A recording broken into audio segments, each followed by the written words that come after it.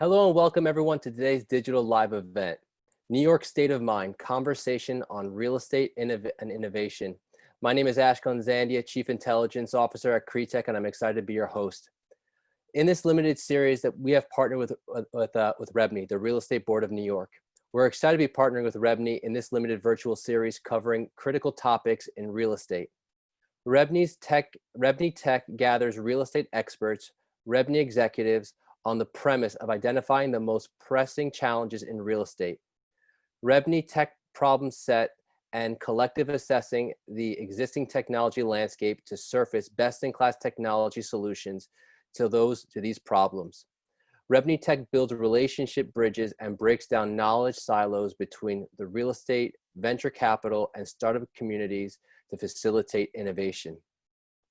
In a few minutes, we will hear from the most innovative and insightful and active developers and contractors on how they are adjusting operational protocols and leveraging technologies in preparation to safely resume projects.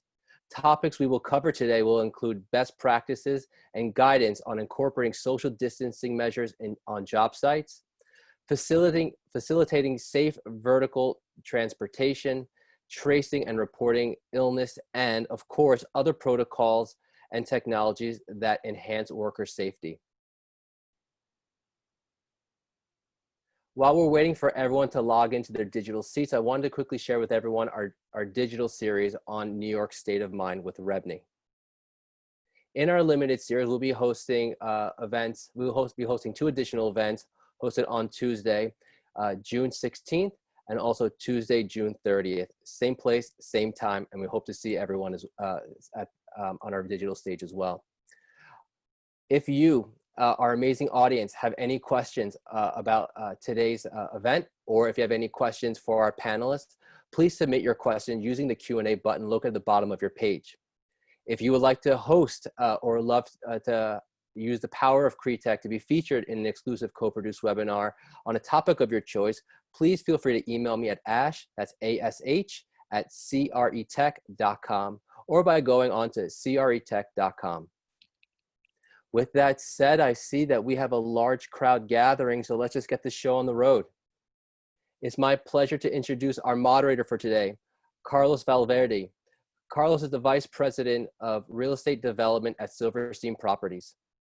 He will be joined by Richard Cavallero, the Executive Vice President of Gilbane Building Company, and Will Whitesell, of the Chief Operating Officer at Suffolk Construction. Carlos, it's a pleasure to welcome you. The digital stage is now yours, my friend.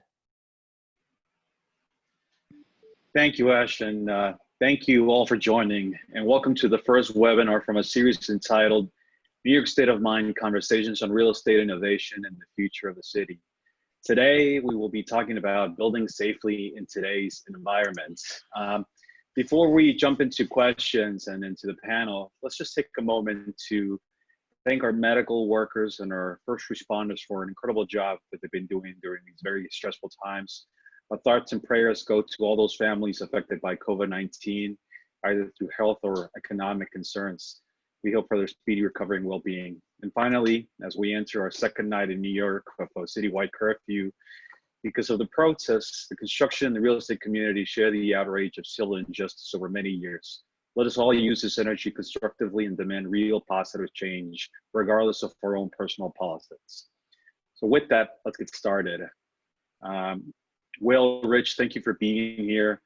We just want to know, it's a question for the both of you. How are you guys doing? It's been a roller coaster, a couple of months, and I want to know, and I'm sure the audience wants to know as well, how's the firm's doing? How's employee morale? Can you tell us about the projects that were stopped and started during this shutdown? Why don't we start with Will, and then Rich, if you can elaborate from there as well. Sure. Thank you very much, Carlos. And I'd like to thank REBNY and Cretech for having all of us here. It's a pleasure to be talking with you, to everybody about these important issues that we're facing today. I think this unprecedented time, our response, both as a company and an industry, has been unmatched, and we feel confident about the future. It's been a reminder of the power of teamwork and collaboration addressing this crisis. Suffolk is, our jobs are all back to work as of this past Monday. All of our jobs were shut down. Both, we have 2 jobs in the Philadelphia market. They were shut down too. But we're open, full steam ahead. And we're preparing, to reopen and how do we re-enter the workforce safely, not only for our job sites, but for our corporate staff too. And I think when it comes to employee morale, the focus has really been on the human side of safety. It's played a major role in keeping the morale of our employees strong. I would say personally, I think I've worked harder in the last 3 months than I think I have in a long time in my career, just with an ever constant fluid changing situation day by day, sometimes hour by hour. So I think it's imposed a lot of stress on everybody as a whole. And I think, we've really been focusing on company-wide calls to keep our employees informed, and really stressing and reaching out to multiple rounds of employee calls to discuss and talk about the general situation and try to alleviate some of the isolation stress that some individuals are feeling if they don't have family members that they're with, or talk about concerns of potential positive contact with a COVID-19 individual and what that may do to their family situation. So there's been a high level of communication, redundant communication, to ensure that employees have an opportunity to really talk about their concerns and hear what their issues are as we start to re-enter the workforce. Great, thank you. Rich, how's your firm doing, employee morale? Yeah, so again, thanks for having me. I'm happy to be here. So there's lots of moving parts to all this. The first thing I actually like to say, though, is what we're after here and what we're trying to accomplish as an industry is almost an inflection point, right? Because we have a gigantic responsibility to get out there and do this right, meaning how do we do our best to keep people safe, stop a second wave. And so a lot of the plans we've put in place, the guys have spent lots and lots of time trying to get it right, to try to minimize interactions, to give us the best possible chance to keep people safe. And I think that's so important, of course, first and foremost, about keeping people safe. And the second is not to have the second wave and get our industry shut down again, to try to get this economy started again. So it's a huge responsibility that we all need to take very seriously. And I know our industry has always been problem solvers. So I'm confident we're gonna get this as right as it can get. In terms of the morale, I'm sure there's a lot of fear, of course. Like Will said, we did a lot. We talked to pretty much have a company call every day.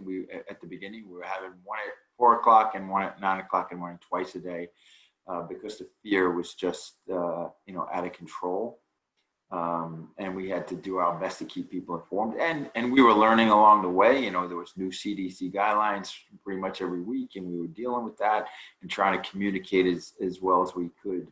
Obviously, in a time of stress, the best thing to do is communicate.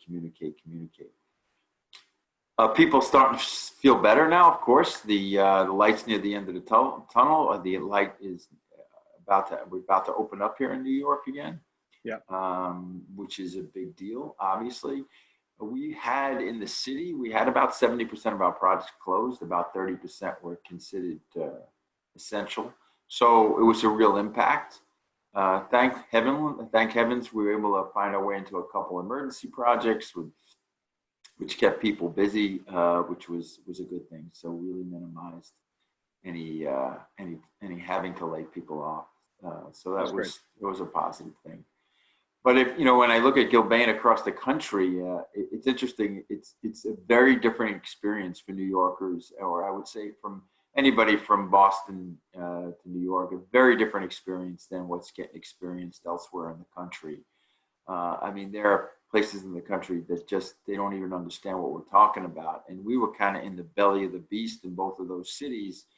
And again, really had a very high anxiety level versus maybe some other places in the country. So I can understand that people don't understand what we went through or we're still going through because they just didn't have any cases. And we had, I don't know, the latest number, 30 or 40% of the cases in the U.S.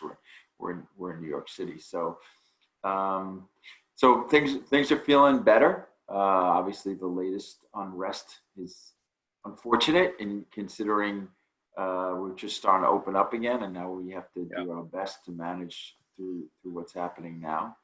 And I echo your comments about racism in the country and making sure that we treat everybody with respect. So we'll get there. But I'm confident in our industry as problem solvers to get this thing solved and get us back to work.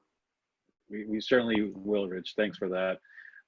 So, like you said, it's been a very fluid past couple months. We've seen guidance from the governor with executive orders, DOB, CDC, OSHA. Just about every federal and state and city agency has issued out guidance on best practices of what to do for essential workers, everything from PPE to cleaning to hygiene to screening. For the projects that were essential during these past few months, and then that you're going to restart in the next coming weeks, what process has Gilbane started employing that you would say is either very unique to Gilbane or very unique to a specific project? And do you think any of these new procedures are going to be here for the long run?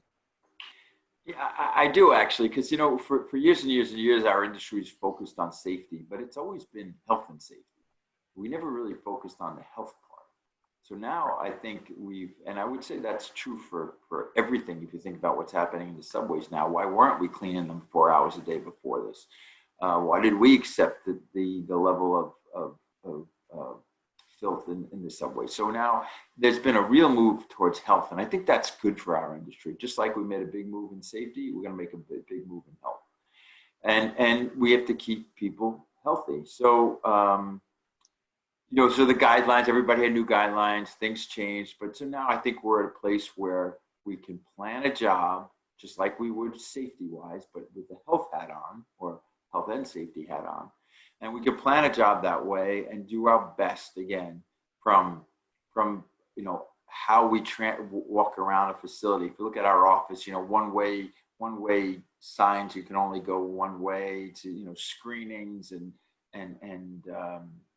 temperature taking and tracing and all the things that we're doing. And none of them are, I would say, are particularly special to Gilbane. I would say the triac system we're using has been a little bit of maybe a market leader in that, in terms of being able to, when two people get within the 6 feet of each other, it gives a little bit of an alarm, which your brain starts to say, what does 6 feet really look like?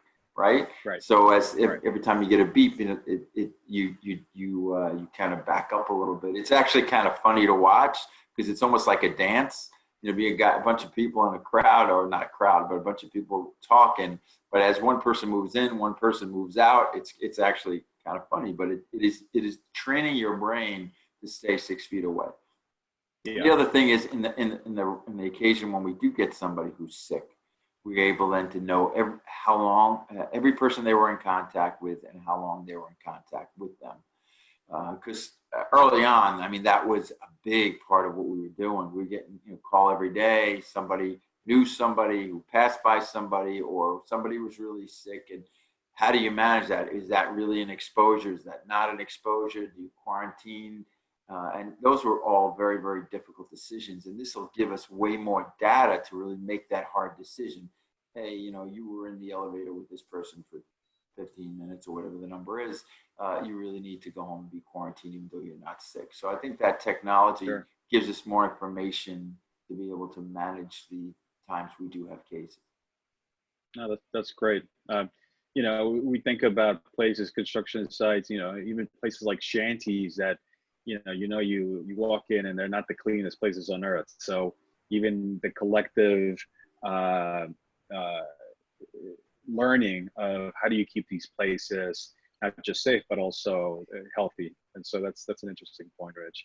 Will, as a follow-up to that question, as far as cost and time goes for these projects, how do you see this? Is this a new variable that we have to keep in mind, the health aspect? And does this add, time and schedule to your budgets and your timeline, or how do you see this? How do you think you will see this, Will? I think obviously in the very short term, both contractors and developers are incurring costs that can't be ignored, whether, on-site temperature taking or the implementation of thermal imaging for body temperatures, to trigger alarm, reduced hoisting capacity, all have, real effects on a project budget right now. And to Rich's point of rethinking how you put a project together with your office layout, the distancing required, it's interesting when the whole world was moving to, an open office concept, it seems like that idea has kind of been turned upside down a little bit. And now it's pushing everybody the other way as quick as you can as we return to work, right? So staggered starts and reduced hoisting capacity, protection barriers in cars for hoisting are going to drive days longer. Hopefully that both the union and non-union world will be able to react accordingly to that. Overall, at the end of the day, when I think we're adjusted to our new norm, I don't see this as a huge driver of making schedules longer. It may make a day longer based on staggered starts and reduced hoisting capacities. But I think with anything else, our industry is very adept overall of absorbing, whatever the new norm and costs associated with the new norm are into the project life cycle and cost of the project as we move forward. And it'll be interesting to see if, I really like Rich's point about, why have we accepted the filth in the subway and why aren't we cleaning them, for 4 hours a day, every night, overnight, Right. Are we going to suffer from short-term memory loss when some of this pain starts to be eased, and will we just go back to where we were before? I really hope that there's some valuable lessons learned here that we can take forward that all is very meaningful to each and everybody's well-being, both mentally and physically, and how we execute jobs moving forward. Right. Are you seeing, well, in your projects, has there been any alterations to the supply chain, or do you see it having any issues with the availability of cost of materials in the months to come? If you procure, stone or glass from Europe or any of that matter, do you see more of locally sourced projects in North America, or what's your best guess? It's a great question. Initially in mid-January, as we started to watch what was unraveling in China, across our portfolio, across the country, we identified all of our materials that were coming from overseas, with particular attention for materials coming from China. And today that's the numerous amount of materials that come from China. So we started to see some interruptions in late January on the supply chain side, which became a very intensive area for us to focus on. Some curtain wall that was being made, some stone that's being pulled out of China, some commodity material, etc. And even today, as we start to go back, we're still suffering from some supply chain impacts, but not only worldwide, China and European markets, but we're seeing it in domestic markets too. Fabrication ability of miscellaneous metal, iron shops, etc., are not up to par, as people struggle with people being comfortable coming back to work. So it's certainly an area, as we diversify, more into our supply chain management and moving forward, that we really have to pay close attention to. Right, no doubt. I think, Carlos, but just before you run away, I mean, Will yeah, makes go a ahead. really good point there about making people come back feeling comfortable about coming back to work. And another reason why this is so important, because if we can't get the tradesmen to feel comfortable, they're not going to want to come back to work, and we can't actually restart this thing. It's just a point that popped in my head when Will talked about that. No, you're absolutely right. And part of making people feel safe is perhaps use of certain technologies, like you said with Triax, Rich. What other technology do you think could this pandemic bring about? Do you see a future where robotics or drones, or if we're having issues with supply chains, whether it's prefab or modular construction, that could be a possibility as a result of this current crisis? I actually think that was all going to happen anyway. It may accelerate it. Sure. So things about drones and I mean, we're using a lot of that stuff. When I think about surveying in the old days, surveying used to be hours and hours with 2 men, 4 men. And now it's flyover or scans of a building. It's so much simpler because of the technology. So the technology will continue to solve problems and make us more efficient. Again, that probably would have happened anyway. As it relates to health, though, I'm sure there's technologies out there that we haven't really embraced, and we probably should, like some of the stuff we're embracing now, like Triax, or even some of the thermal scanning we're using in some of the big projects. I guess they've used this in airports for years. Now we're using it as employees walk into our job sites, especially the big ones. So I think there's way more to come. No, that's great.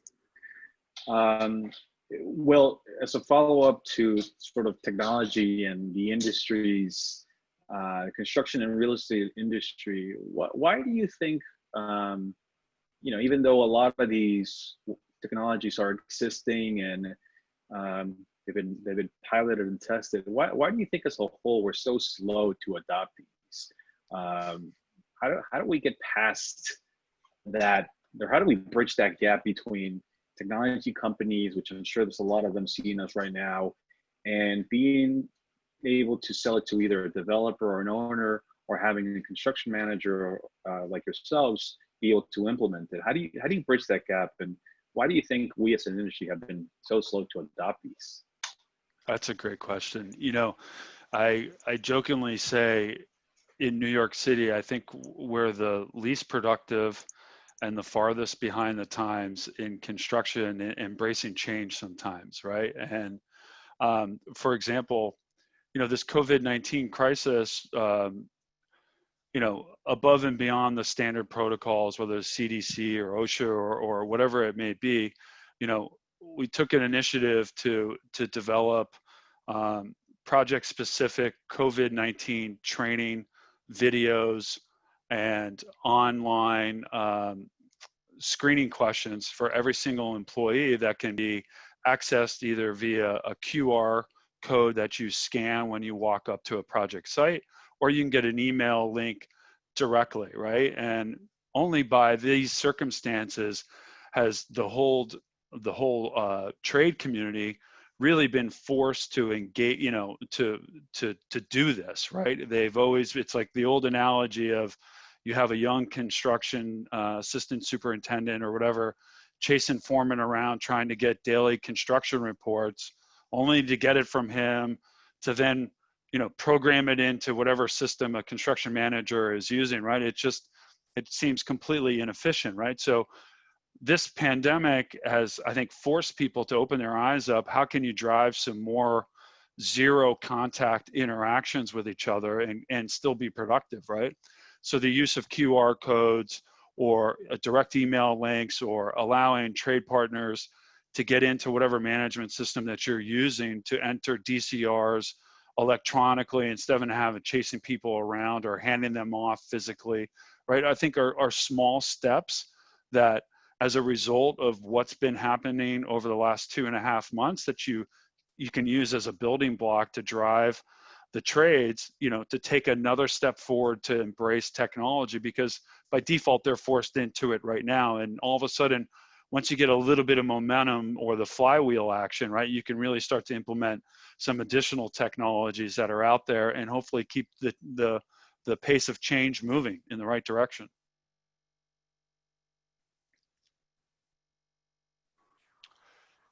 I think you're on mute, Carlos. Oh, sorry. No, that's a great Jim Collins reference about the flywheel. You're absolutely right. Are you surprised anything about any of how we're working remotely, Will, that you're seeing yourself now and you think you're going to adopt for later on? Or for example, I haven't had the need to print out anything in about 3 months. And I finally set up my e-signature, which I've never did. I always print it out and sign something and scan it and email it back. But I'm kind of learning to live without a printer. I still have to get drawings printed out, unfortunately, because it's just so hard to see them on the screen. But is there anything that you think you're learning that you won't go back to, or that your employees are using that they won't go back to like before? I think personally, just speaking for myself, my office footprint has been reduced to about I would say maybe 4 square feet in totality, and no more paper, right? So Microsoft OneNote has become my go-to notebook instead of using paper. And thank God for video technology and the robust internet services that we're all blessed with, right? Because the level of productivity that I've seen personally just inside of our organization is phenomenal, right? This idea of I need 40 minutes to commute downtown on a subway to get to a 30-minute meeting or an hour meeting, which in totality now takes me 3 hours. I can jump from one meeting all day long, back to back, and I don't think it feels like we've never been more productive than we have been right now. But it's interesting when you go to jobs, the real challenge is executing a job and not really having the full staff there, because there's such an interesting dynamic that goes on with real-time field conditions, between the field and project management and how those solutions get solved. And it certainly, we've proved the norm wrong that you can do it via video technology and all the electronic tools that we have. But, that dynamic that makes a project tick is definitely missing right now. And that's a real challenge. Right. No doubt. I might add to that, Carlos. I mean, go ahead, Rich. I think there's some things that are really good. Some of the things we'll talk about, getting rid of commutes and being able to communicate quickly. But I miss the office, and maybe it's because I'm an old man. But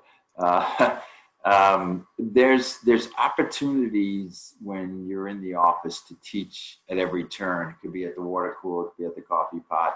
You're just talking to people and they bring up a problem, and someone who's been around a long time like me, I probably have seen it before.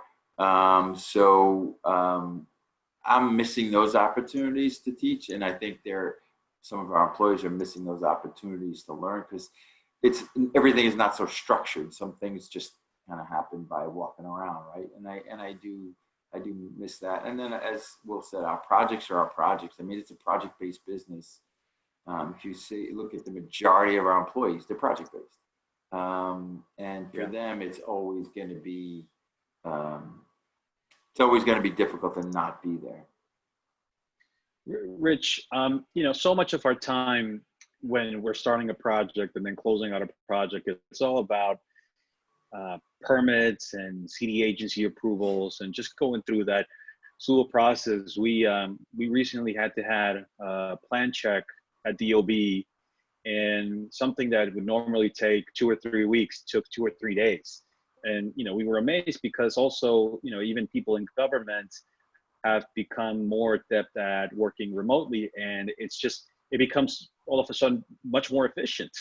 But there's still so much room for improvement. DOB issued last year the Hub Now for e-filing.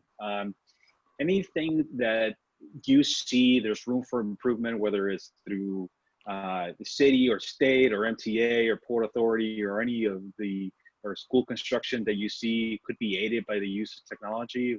What are you seeing right now? What would you like to see?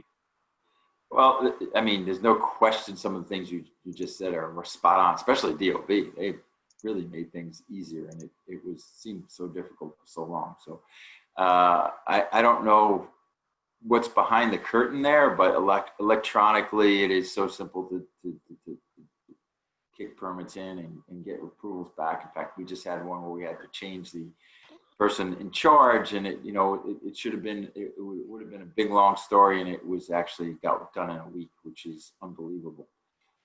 This is the person who could sign out permits in the city. So I do see that. I mean, I don't know in a particular case what we would say should be better, but anything that you can move, off the project or out of the office to somebody who maybe have a difficulty being in the workforce because they have children or whatever, I think that opens up a tremendous amount of talent to us. It could be parents that are, stay home with the kids. There are a lot of bright people home raising kids that we can now draw into the workforce, and as long as we're a little bit flexible about how it works.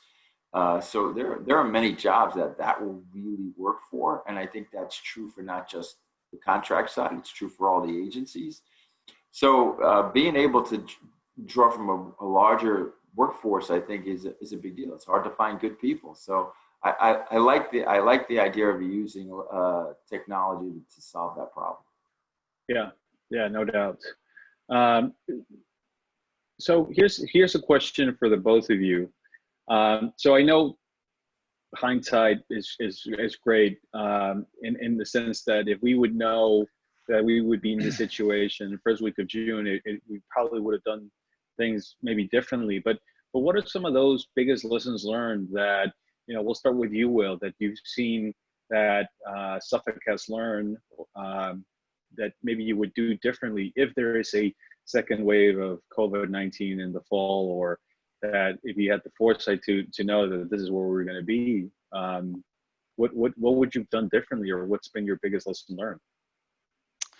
Well, I think,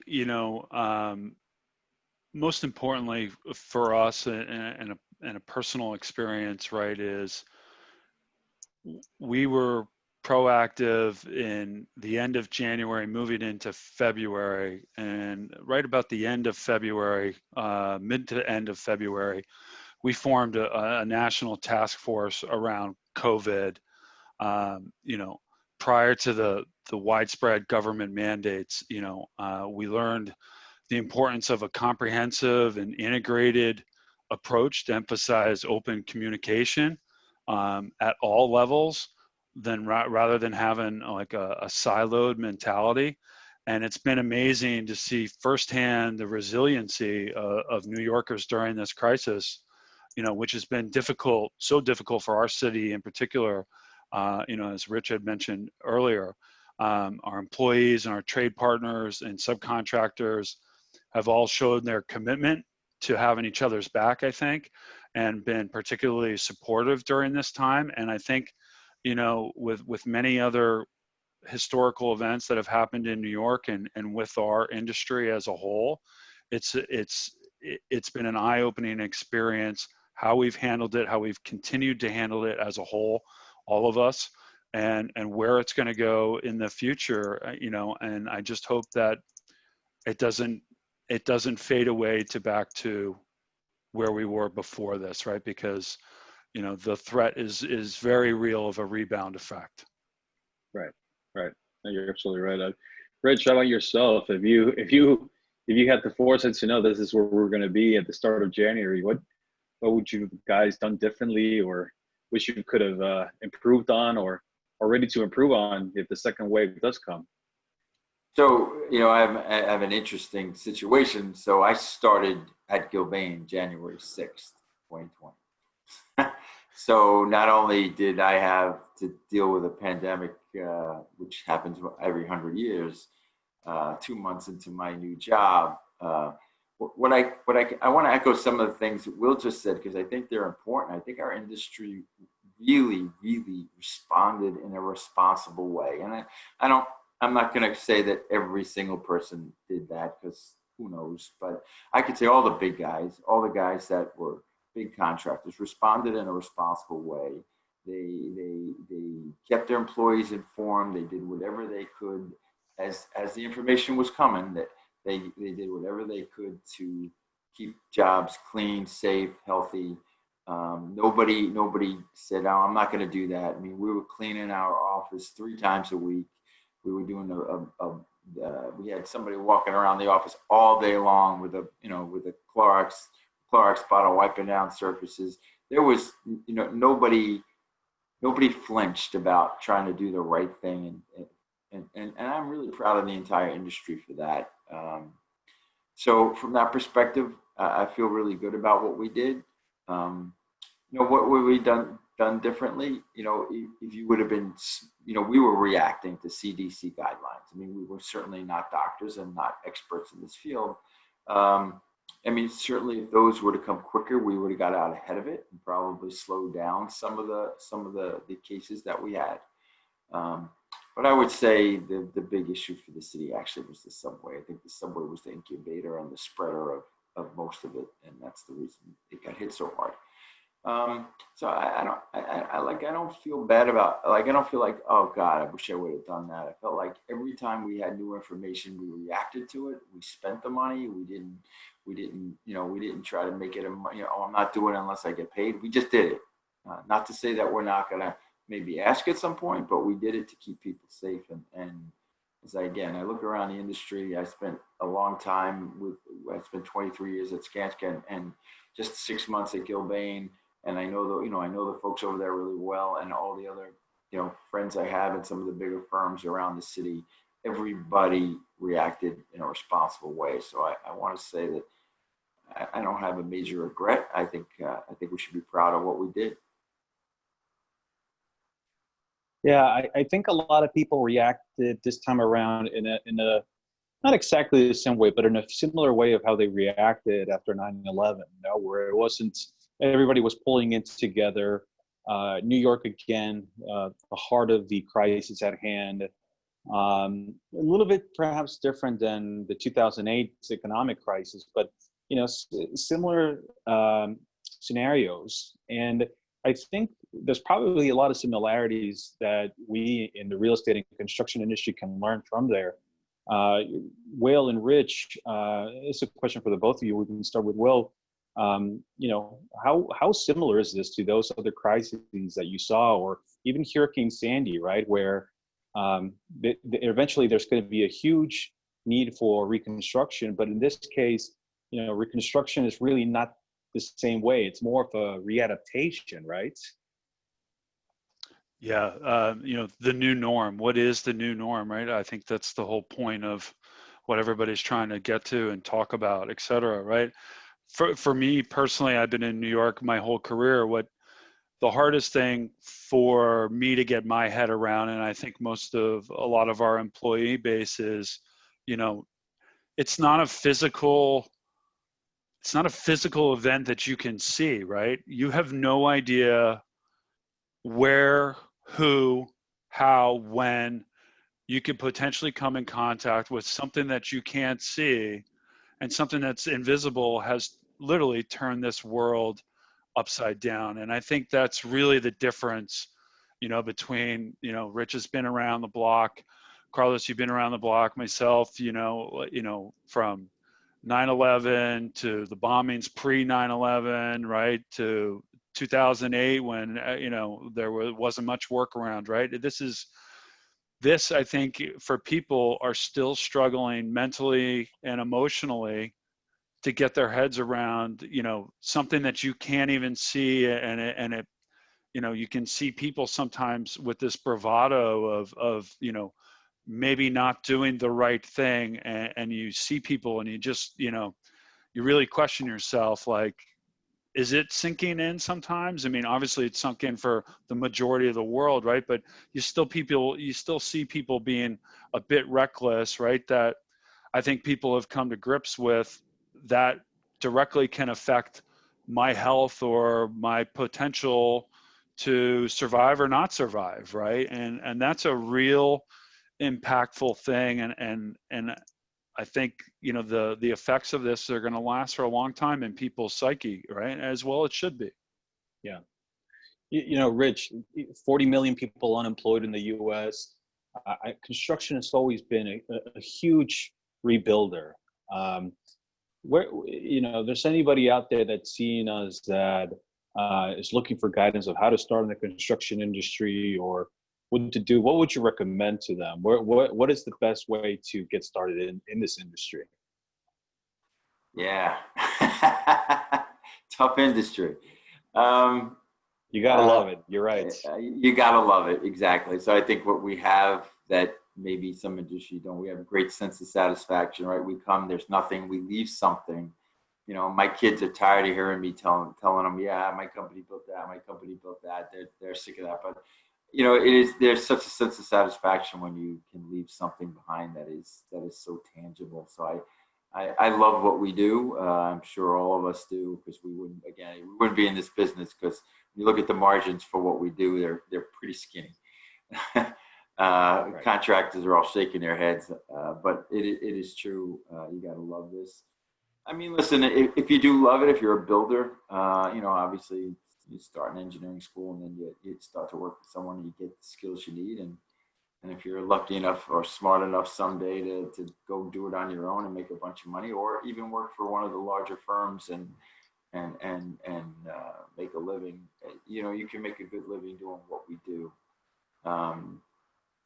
So I don't think there's any magic to it. It's an experience-based business, though. It's not. I think that's sometimes what we struggle from. You know, we have some of the younger generations are in other industries, especially in the tech industry, where it's younger generations are probably smarter than us. They move ahead so quickly. And for us, you know, a project might be 3.5 years. You could be 10 years in the business and been on 3 projects. And each project has its own life, right? The beginning, the startup is one life, kind of the middle of the project is one life, and then close out. So you may have done that 3 times. You've been in the industry 10 years, you're 32 years old, or 35 years old. And I think they would want to move quicker than we can move them.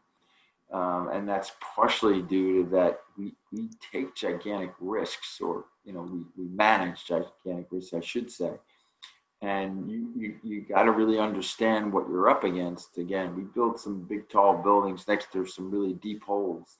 And that's a recipe for disaster if you don't really understand what you're up against. So I think it's a tough business. You can make a nice living doing it, and it's just a matter of getting out there and you know, living the project, living the life of the project.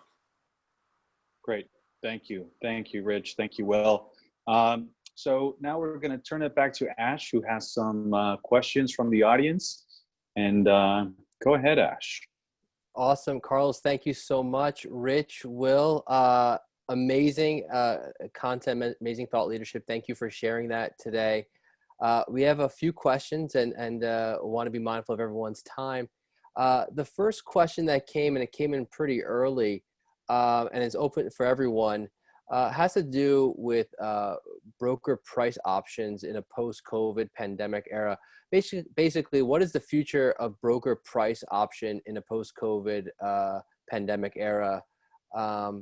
Love to kind of open that up to everyone. Because I know early on we talked about pricing, we talked about sourcing and others.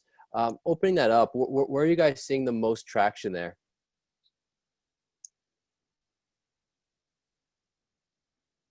Carlos, I'll kick it off to you. Sure. By broker price, not sure exactly what they mean. I guess real estate brokerage, or I don't know, Rich or Will, if you have a sense for what they mean by broker price opinion. I apologize, I don't. No, Yeah. so let's hold off on that, but let's get you know into the pricing of the like stone and materials. How are you seeing pricing for materials, especially you know in a COVID world where you know a lot of resources you know that would come from Asia or Europe, and you know how are companies like yours dealing with pricing right now? So I can start. I mean, listen, there are impacts up and down the supply chain. They're different in each one. We have people that are constantly on the supply chain to know what they're going to look like, trying to predict what's going to happen to them from a price perspective. You'd be surprised they're not all up. Some are actually the other way. Actually, we see better pricing. And then, fuel has been a significant driver of a lot of products out there, and fuel is way down. So there's been some good and bad. I would say probably more bad than good, but it's about always being on top of the markets and asking and finding out what the availability is. As COVID comes down in the rest of the world, stuff that comes from outside the U.S. Should be more readily available, because a lot of firms were impacted by just their staff being down. They may have been down 30-40% of their staff, so that seems to be getting better. Yeah, Carlos, Will, are you guys seeing the same thing? Yeah, from the ownership side, we've seen a couple things with pricing. We're pricing a couple jobs right now, and contractors and subcontractors have had a little bit of harder time pricing that they normally would, where you would give somebody an RFP and they would answer you in 2-3 weeks. We're seeing a longer lead time, obviously, because people are working remotely and just trying to figure out how they're going to get all the answers from the suppliers and whatnot. A lot of things where businesses were closed down that were not deemed essential, a lot of shops or vendors. But at the same time, I think a lot of contractors and subcontractors are probably going to be hedging a little bit of their pricing, just because I think we're still in the economic infancy of this crisis. I don't think anybody really has a full picture of what's going on. And I think, now that the health crisis is almost starting to be behind us, the economic one might start, and we're going to see a whole different slew of things coming in at us from, like Rich and Will said, from everything from manpower and getting workers into the city to also supply chain logistics. Is it as fast as it was before? And I think we are in for new surprises. I think it's going to be a very fluid dynamic for the rest of the year. Yeah, I agree. And I look at it a couple different ways. Cash flow is king for all companies, right? And you have a lot of work that was stopped. We've been holed up. A lot of contractors are going to be hungry. And I think if you have work that's in the near term, that's a relatively short runway to get started, I think you'll be entering. Owners will get the benefit of potentially a buyer's market right now, because people are just hungry to lock up some backlog and get back to work and create a stable cash flow again, versus what's been happening for the last 2.5-3 months. And I think some of the commodity prices, will be interesting really to keep an eye on, to see, depending on how fast the industry ramps back up, is going to drive that commodity pricing, and whether that goes up or there's a surplus of supply just sitting on the sidelines, which is definitely the case right now for some of the commodities. You can get some good pricing. Yeah. Thanks for that, Will. Another question came in regarding talent. And, it's really interesting because our CEO and I, Mike Beckerman, we were actually down in Atlanta for a conference called Shadow Summit. And it was really interesting because the conversation regarding talent is pretty it's pretty interesting, because on the development side, you need people to construct these assets, these physical, tangible, prideful assets, as Rich would say. But there seems to be a compression in talent, in new workers coming to market. With that actually happening, one, are you seeing that? Do you guys share the same sentiment there? Is there a decrease in people coming, of new talent coming into the market? And then the second part is, if there is, do you think technology can help alleviate any of those bottlenecks in the talent gap? Well, go ahead, Rich. No, go ahead. You're the first person that popped on my screen. I was going to say, go ahead, Rich.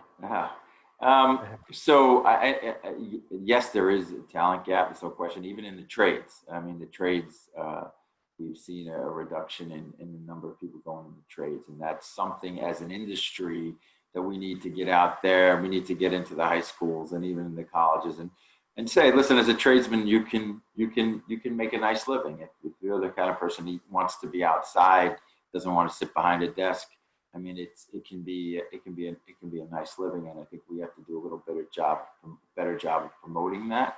But I think that is a real issue for us, as well as at entry level when we're competing against some of the bigger technology firms, especially when their business model is a lot more lucrative than ours, which makes it harder for us sometimes to compete on a compensation basis. That's why I mentioned before, if we could open up a new talent pool by using technology, that's important for us. Again, being people that have other issues, elderly parents, small kids, if we could tap into that, again, a lot of bright people there that can help us. That can help us with the talent shortage. Yeah. We've always made investments in technology, trying to find some solutions to some of our everyday construction problems, right? And that's appealing to some young people coming out of school, some talented people. But I think Rich mentioned it before, unfortunately in our business, there's no substitute for experience that unfortunately comes with a timeline that is not as fast as many other industries, right? An average project of 24 months, 30 months, whatever it may be, that really creates, you got to have the right person who's talented, wants to be involved in technology, but yet has some patience to them, because technology isn't the silver bullet. It could certainly help us, and we're moving in that direction, right? And we're putting all our chips in that basket, right? But the individual, the talent pool, which I think we're completely constrained by all of the big CMs in the city. It's purely a talent war, right? People have to be patient, and I think that's where the real struggle is sometimes, because there's nothing like old-fashioned experience of running into a wall 3 or 4 times and figuring out finally on the 5th time, how am I going to navigate myself around that wall, right? That doesn't come overnight by technology, right? That's just school of hard knocks sometimes on dealing with people, that's the hardest part in our business. Right. It's interesting to me because we get a lot of recent graduates who have a new app or tech that they want to show to us, try and sell us on. And, it's really hard to buy into those sort of new technologies when the business model or the problem that it solves is based on something they read on Engineer News Record, right? As opposed to somebody being in the industry and saying, hey, like the guys that did Procore or PlanGrid, who saw real world problems and said, here's how we're going to solve it, right? And so, my advice to a lot of the younger employees out there and a lot of people graduating now is, if you want to go into technology, that's fine, but learn the business of that technology, right? Learn construction and learn what's the best way to make that even more efficient, as opposed to, picking up a case study and saying, hey, this is what I'm going to try and solve, when it may not even be a real issue in the office or in the field. So something else that, we talked a lot about, obviously you had 2 contractors and a developer on the phone, but we talked a lot about how we're going to build, right? We're trying to build safer, healthier, but is what we're going to build going to be much different? And I think that's that's going to be a step change, right? And I think maybe Carlos, not to throw a question back at you here, but you guys are going to be building different stuff. Absolutely. We were at the infancy of building different things with all the local energy codes that are coming up online as we're designing the buildings right now. It's the first time all these buildings are designed. We're looking at a building right now, very tall high rise that we won't even have cooling towers on, just because we can't be able to afford to pay the penalties if we don't meet the 2030, 2040, 2050 energy codes. And so there's a lot of things that we're doing and establishing right now, and even looking at things that are simple as bathroom designs, right? Where you would normally have the pump, everybody's asking, are we going to have the battery or wired operated, soap dispenser?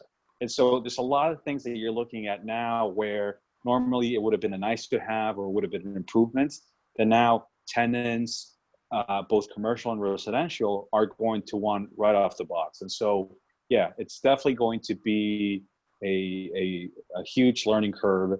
And at the same time, is there going to be a new industry popping out, say health consultants, right? Experts in the field that tell you, hey, this is what you got to look at, or, this is the latest guidance on CDC that, it could be a 50, 100-page book that you got to translate into specs and drawings. And so, I think there's a lot of ways that people are going to be doing new business moving forward.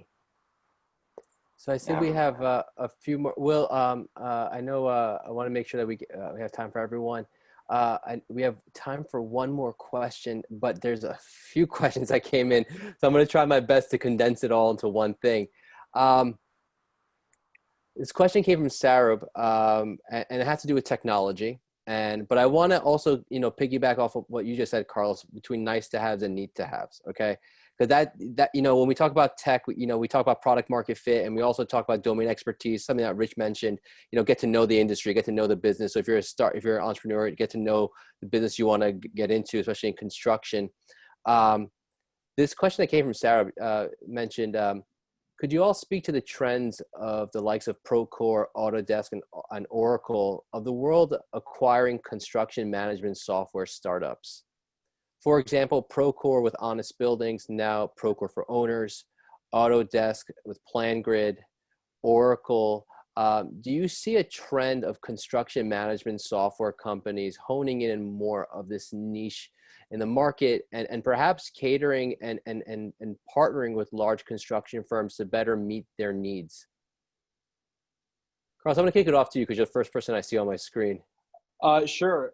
I think so. I mean, I think that all these very large tech companies that are acquiring smaller startups, it's sort of the natural process for a lot of these companies. And I think a lot of these companies might be set up even just to do that, right? You want to get acquired.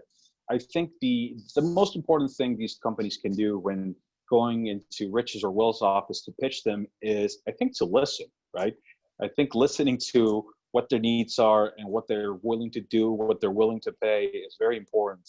Ultimately, a lot of these costs are absorbed in general conditions, which are really paid by, the owners or the developers. And so you got to sell everybody, right? You got to sell everybody about why would you want to do this? How is this helping the project?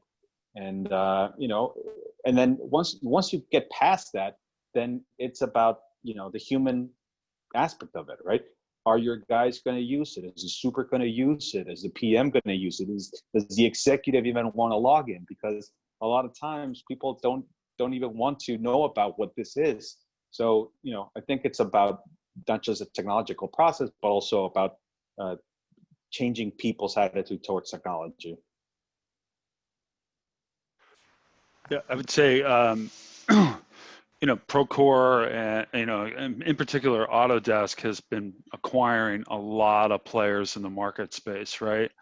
I'm actually seeing the need where I think some companies now are trying to move away from those products a little bit, because both Procore and Autodesk products are becoming extremely expensive, and they're usually based on the volume that you do of a company, right? And there's a lot of other developers out there or in-house developers within some of the bigger CMs that are really looking at developing their own software. I apologize if you hear the lawnmower in the background of all the times my son decided to mow the lawn. I think it's driving a need for companies, that are tech savvy and have the resources to look at developing their own software, so they're really not held captive to the one or two giant market players that are out there right now. Will, the benefits of working from home, right? Exactly. At least he's mowing the lawn, right? So I can't complain too much. He's getting his the experience in now. I know one last question, and want to leave on a positive note here. Talking about reentry, I think we're all optimistic on what reentry is going to look like. We often hear it in multifamily, we hear it in commercial office, but we rarely do we hear it in construction. I believe that fundamentally the city, especially the city of New York, you know, from a tax revenue perspective, they need to start construction jobs. It is vital to the city's success from a financial perspective. Where does everyone, Carlos, I see you nodding your head there. So I'm going to kick it off to you. And then, you know, Rich, Will, where do you see the industry in terms of nice to haves and need to haves in getting the city back into building again, in terms of a timeline? And what do you expect to be some of the immediate changes, the new need to haves to jumpstart a construction project? Just real quickly, I think you're absolutely right, Ash. The city is in the midst of facing a huge economic deficit, a lot of taxes not being paid. Real estate construction industry as a whole has been always a huge economic generator. I just hope our elected officials make the right choice and realize that rebuilding is the best way to get the New York economic engine restarted. So and in terms of nice to have, like, what are some of the new normals that are going to be optimistic new normals that you guys are implementing moving forward?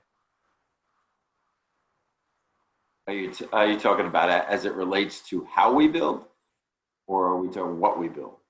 How the how? I mean, I feel like, you know, a lot of what we've put in place, so everybody in the city has got to put a plan together that for the Department of Health doesn't quite have to be submitted, but if DOB comes out, they need to see it. So it's going to be just like a safety plan. I think we're pretty much there as an industry. I can tell you we're there at Gilbane. We're ready to rock and roll. We're ready to get started again. I mean, and I would just add to Carlos's point around getting the industry stoked up again. The real estate industry is a huge driver of what happens in New York. And the positive thing is money is cheap right now, right? So that's a positive thing. Essentially, the Fed is at zero. So hopefully, once there's a confidence in the economy, that will actually get started again. I mean, I could imagine, getting cheap money, building a building, but nobody's going to buy your units. That's a big problem, right? So there's a confidence issue that has to be overcome, and we have to get the whole economy moving again. And I'm not exactly sure how that happens. Maybe there has to be some government guarantees in some buildings or some stuff, but it needs to happen. Will, you have the final word. Well, I think, my two colleagues here summed it up. The sooner we can get back into full speed, the better. And hopefully there's some real initiatives, maybe from some government stimulus that will help expedite some more infrastructure, public works projects that will help fuel the economy sooner rather than later. But the time is to get back to work and do it safely. And I couldn't agree with you more. Back to safety and back to work. And with that said, that's all the time that we have for today's conversation. Carlos, Rich, and Will, thank you all for sharing your thought leadership. Thank you for taking the time. It personally means a lot. And thank you to our amazing partner, REBNY, the Real Estate Board of New York, for this amazing opportunity, for this amazing panel. Thank you very much. I hope everyone, including our amazing audience and community, had a great time. I certainly did. If you would like to use the power of CRETech again to feature your exclusive co-produced webinar, please feel free to reach out to me at ash@cretech.com or by going to cretech.com. Again, my name is Ash Gonzani. It was a pleasure to be your host today. Thank you all and our amazing audience. Thank you all for participating, and thank you for the amazing panel. Thank you all. Thank you. Thank you. Thank you very much. Have a good one, guys. Bye. Bye-bye.